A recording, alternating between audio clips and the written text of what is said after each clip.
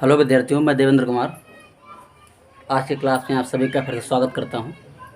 आज का हमारा टॉपिक रहेगा ब्रूस्टर का नियम, ब्रूस्टर्स लॉ। ठीक है, क्या रहेगा? ब्रूस्टर का नियम, ब्रूस्टर्स लॉ। तो ब्रूस्टर ने क्या नियम दिया था, इसको हम प्रूफ करना है। देखिए बच्चों, ऐसा बताया गया है कि जब प्रकाश जो होता है अध्रुवित, प्रकाश दो प्रकार का होता है, एक होता है ध्रुवित, एक होता है अध्रुवित। पोलराइज्ड लाइट होती है, एक होती है अनपोलराइज्ड लाइट होती है। तो जब अध्रुवित प्रकाश किसी पारदर्शी माध्यम, पारदर्शी मतलब जानते होंगे आप, जिसके आर पार देख पाते हैं, है ना। जब अध्रुवित प्रकाश यानी अनपोलराइज्ड लाइट किसी पारदर्शी माध्यम, ठीक है, तो जैसे कांच, ठीक है, से टकरा करके क्या होती है, परावर्तित होती है, रिफ्लेक्ट होती है, तो वह प्रकाश जो है आंशिक रूप से यानी पार्सली, आंशिक रूप से क्या होता है बच्चों, ध्रुवित हो जाता है। फिर समझ लेते हैं क्या होता है जब अध्रुवित प्रकाश। बच्चों क्या होता है, किसी पारदर्शी माध्यम जैसे कांच से यानी ग्लास से टकरा के क्या होता है, रिफ्लेक्ट यानी परावर्तित होता है, तो वह आंशिक रूप से क्या होता है बच्चों, ध्रुवित हो जाता है। ब्रूस्टर ने प्रयोगों से बताया और प्राप्त किया कि जो होता है, जो हमारा जो अध्रुवित प्रकाश होता है, ठीक है, जब वो किसी मान लिया जाए परावर्तित सतह, चिकनी सतह से टकराएगा, टकराने के बाद रिफ्लेक्ट होगा, ठीक है, तो वो आंशिक ध्रुवित तो हो जाता है। लेकिन अगर ये विशेष आपतन कोण, एक स्पेशल इंसिडेंट एंगल पर अगर इसको डाला जाए, तो जो परावर्तित प्रकाश होगा वो पूर्ण रूप से क्या हो जाएगा बच्चों, ध्रुवित हो जाएगा। ठीक है, क्या होता है कि जब अध्रुवित प्रकाश किसी पारदर्शी माध्यम जैसे कांच यानी ग्लास से टकरा कर क्या होता है, परावर्तित होता है, तो बच्चों क्या होता है, वो आंशिक रूप से यानी पार्सली जो है वो क्या होता है, ध्रुवित हो जाता है यानी पोलराइज हो जाता है। और प्रयोगों से पता चला कि जो हमारा अध्रुवित प्रकाश है, ठीक है, अगर वो जो था जब वो ध्रुवित होता है, तो जब वो अध्रुवित प्रकाश में कुछ मात्रा किसकी होती है, ध्रुवित प्रकाश हो जाती है, तो विशेष आपतन कोण पर, विशेष आपतन कोण पर अगर प्रकाश को इंसिडेंट किया जाएगा, तो जो प्रकाश होगा वो पूर्णतः क्या हो जाएगा, पूर्णतः ही समध्रुवित हो जाएगा। ठीक है, अब इस विशेष आपतन कोण को हम लोग कहते हैं आई पीस व्यक्त करते हैं। क्या व्यक्त करते हैं? आई पीस व्यक्त करते हैं। और इसे हम लोग कहते हैं ध्रुवण कोण। क्या कहते हैं? ध्रुवण कोण कहते हैं। इसको हम लोग क्या व्यक्त करते हैं, डिनोटेड बाई आई पी। इसको आई पी से हम लोग जो है दिखाते हैं, इसको ध्रुवण कोण कहते हैं, पोलराइजिंग एंगल। ठीक है, इसको ध्रुवण कोण कहते हैं। तो यहाँ तक कोई दिक्कत नहीं है। इसके बाद में डायग्राम जैसा बनाएंगे हम लोग, ठीक है, और सूत्र हम लोग प्रूफ करके दिखाएंगे। ध्रुवण कोण के लिए फार्मूला ये बताया गया है, N equal to tan I P, ये फार्मूला होता है, एन बराबर tan आई पी, वेयर एन क्या है, अपवर्तनांक है, और आई पी क्या है, ध्रुवण कोण है। एन क्या है, अपवर्तनांक है, ठीक है, और आई पी बच्चों क्या है, ध्रुवण कोण। ठीक है, तो यहाँ तक कोई दिक्कत नहीं है, कर पाएंगे ना। एक डायग्राम जैसा बनाएंगे बच्चों, थोड़ा ध्यान दीजिए इस तरीके से।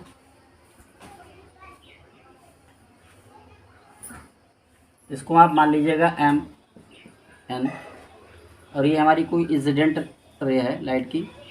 ठीक है, तो ये जो प्रकाश हमारा था, इसके वैद्युत वेक्टर के कंपन जो है बच्चों, वो चारों दिशाओं में सम्मिलित हो रहे हैं।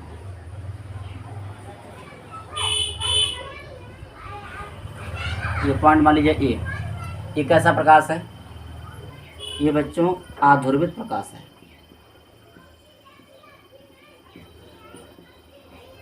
अध्रुवित प्रकाश का मतलब क्या होता है, जिसके वैद्युत वेक्टर के कंपन चारों दिशाओं में हो रहे हैं, वो कैसा है बच्चों, अध्रुवित प्रकाश है। ठीक है, तो ये प्रकाश पड़ा, ऊपर का माध्यम हमारा मान लीजिए ये वायु है, एयर है, और ये बच्चों नीचे वाला जो क्या है, वो क्या है, कांच यानी ग्लास है। इसको थोड़ा सा डार्क कर दीजिए, जहाँ तक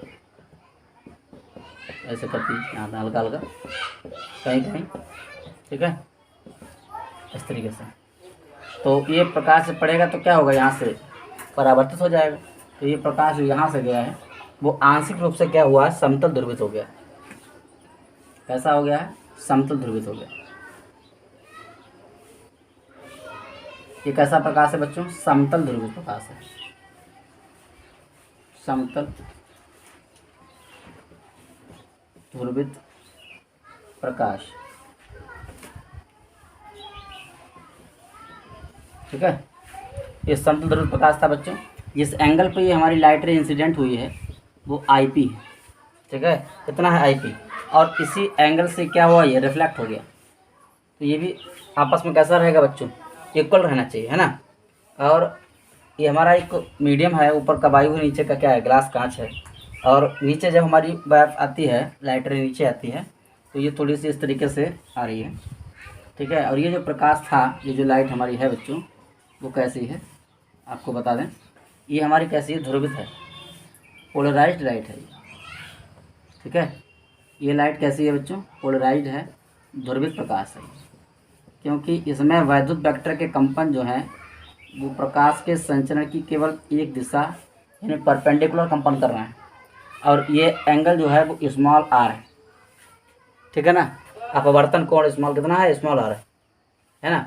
अब क्या करना है आपको है, ये वाला एंगल बचा है, ये हो गया बच्चों 90 अंश।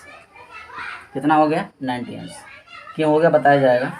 तो ये पॉइंट हमने मान लिया ए, और ये जो पॉइंट है बच्चों ये मान लिया हमने बी, और ये पॉइंट मान लिया सी, और ये पॉइंट बच्चों मान लिया गया डी। कोई दिक्कत नहीं है यहाँ तक, है ना। तो समझ आ गया होगा। तो यहाँ पर बच्चों जो हमारे पास बी सी और बी डी हैं, ये दोनों जो हमारी रेखाएं हैं वो एक दूसरे के लंबवत हैं, परपेंडिकुलर हैं। सूत्र हमने आपको बताया भी, फार्मूला एन इक्वल टू क्या होता है? 10 IP होता है, और आपतन कोण जो होता है अपवर्तन कोण के क्या होता है बच्चों? बराबर होता है। तो आपतन कोण कितना था? IP था, और अपवर्तन कोण कितना था? स्मॉल आर था। तो इसको आप चाहें तो लिख सकते हैं, क्या लिखेंगे? आपतन कोण, आपतन कोण क्या बताया गया? IP बराबर अपवर्तन कोण। अपवर्तन कोण आपको बताया गया, अपवर्तन कोण कितना था? Small R. ये दोनों कैसे होंगे बच्चों? आपस में बराबर हो जाएंगे। स्नेल का नियम आपने पढ़ा होगा, स्नेल का नियम पढ़ा होगा ना। स्नेल का नियम क्या होता है? स्नेल के नियम से फार्मूला क्या होता है? एन बराबर क्या होता है? Sine I upon sine R. तो आप लगा दीजिए sine I upon sine R. अब बच्चों ज़रा ध्यान दीजिए, हमारे पास साइन आई नहीं है, हमारे पास साइन आई पी है। इसको आप चाहें तो फर्स्ट इक्वेशन बना सकते हैं, समीकरण 1 बना सकते हैं, है ना। और चित्र यानी फ्रॉम फिगर से हमको कुछ दिखाई दे रहा है, तो फ्रॉम फिगर क्या दिखाई देगा? चित्र से कुछ नई हमको चीज़ प्राप्त हो जा रही है। तो देख लीजिए ध्यान से, चित्र से क्या है देखिएगा बच्चों, थोड़ा समझने वाली बात है। ये जो हमारी रेखा है, ठीक है, एम और एन, तो इसके ऊपर जो एंगल बनेगा, थोड़ा मैं समझा दे रहा हूँ आपको, इसको मिटा देना है, रफली है ये जो एंगल होगा बच्चों, यहाँ से यहाँ तक का एंगल, ये एंगल जो बच्चों होगा वो कितना होगा? 180 का होगा, 180 अंश का होगा। भाई एक लाइन का एंगल कितना होता है? कोई रेखा कहीं खींच दी जाए तो ये कितना एंगल है? 180 अंश। ऐसे खींच दी जाए तो ये कितना है? 180 अंश, है ना। तो ये एंगल कितना होना चाहिए? 180 अंश होना चाहिए। लेकिन इसके 3 पार्ट हैं, कौन कौन से? एक तो हमारे पास है MVC plus CBD plus DBN। ये कितने हैं? तीनों मिला करके कितने होने चाहिए बच्चों? 180 अंश होना चाहिए। तो लिख सकते हैं, चित्र से क्या नज़र आ रहा है हमको, देखिए ध्यान से, M एंगल MV और C, MVC प्लस कितना? CBD कोण कितना बच्चों? CVD प्लस एक और बचा भी DBN प्लस एंगल DVN। कितना होना चाहिए? 180 होना चाहिए, 180 अंश होना चाहिए। हमने आपको बताया भी कि हमारे पास जो रेखाएं BC और VD हैं, ये जो है ईच आर परपेंडिकुलर, दोनों जो हैं वो एक दूसरे के लंबवत हैं, है ना बच्चों। तो क्या करेंगे ज़रा समझ लीजिएगा, MVC जो है वो कितना एंगल है? IP है। तो यहाँ कितना रख सकते हैं?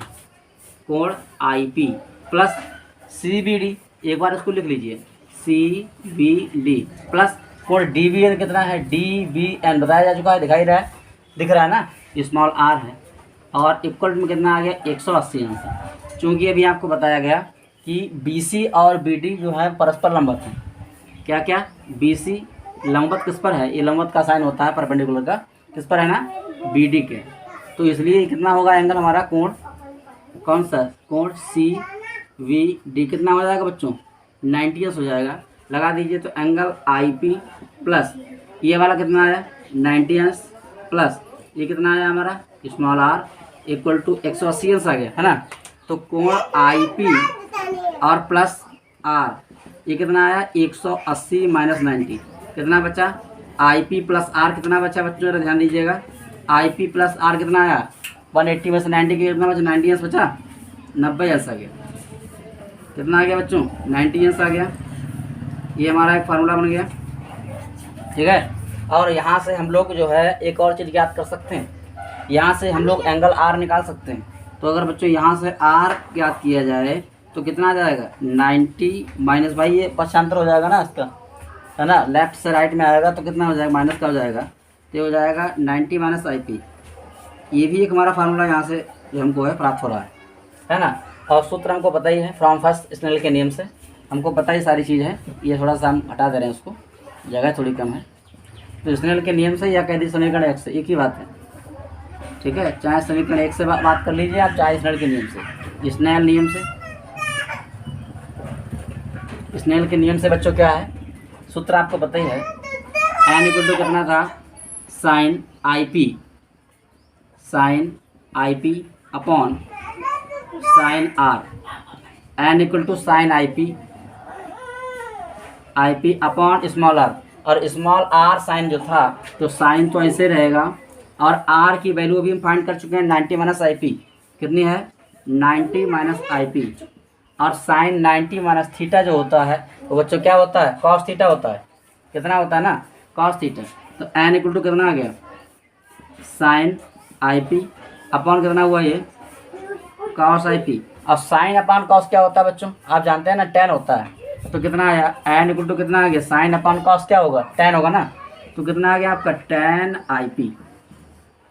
और यही क्या है, ब्रूस्टर का नियम है, और यही ध्रुवण कोण है। तो वेर अभी हम आपको बता चुके हैं, जो हमने बताया था शुरुआत में ही, बिगिन में आपको, कि n इक्वल टू क्या होता है, tan IP होता है, जो हमको प्रूफ करना है। वेर n क्या है आपका अपवर्तनांक इंडेक्स है, और IP क्या है आपका पोलराइजिंग एंगल है, यानी ध्रुवण कोण है।